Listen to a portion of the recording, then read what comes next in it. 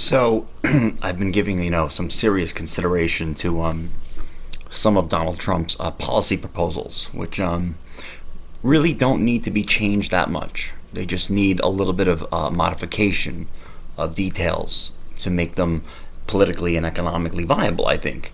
I'll give you an example, like the building of the wall around the border is kind of a good idea, but here's where you have to change it a little bit. It doesn't have to be along the border. It could be anywhere, as long as it's made of, like, say, brick or something hard like that. And then what you do is you take the wall, you build it, and then you take all the people that voted for Donald Trump and individually grab them by the back of the head and smash their fucking skull into the wall until they die. I think that's probably slight alteration of that policy there. Probably make it economically and politically viable. Probably be good for the United States if we built a wall. The problem with the building of the wall at the border, which I know a lot of the Trump supporters have overlooked because it's easy to miss this minor little detail.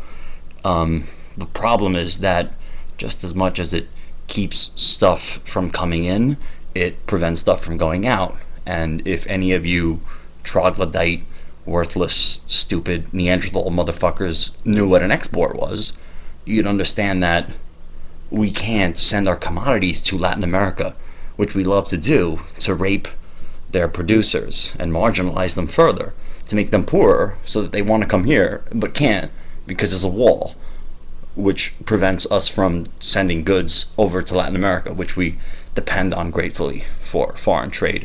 Not that any of you people know what the fuck that is, because your strong suit is in economics, which is why you entrust economic theory to a guy like a rich loser like Donald Trump, which is fine. Don't get me wrong. I mean, the guy's a billionaire, so he must know what the fuck he's talking about, right? Okay. What else is there? Oh, you should probably stop calling him like an outsider who's not bound to any interest, because that's not actually like a good thing. It's not, because the president, they're supposed to be bound to the interests of the people, which he's not, because he's rich.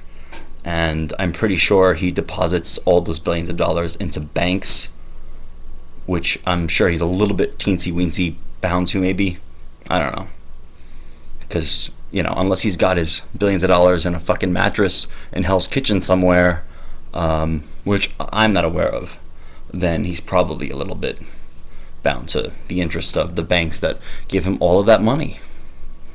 Yeah. And also, I think he's slightly bound to the color orange, which has donated itself to his fucking face. So there's also that. He's slightly bound by the color orange. Yeah. He's got an orange face. So anyway, what else is there? Oh, right, okay. And the whole banning Muslim thing. Good idea, but why don't we take it a little bit further and ban Christianity from the Middle East, and then we can get the fuck out of there and stop bothering them so much, like we've been doing for the last 70 fucking years.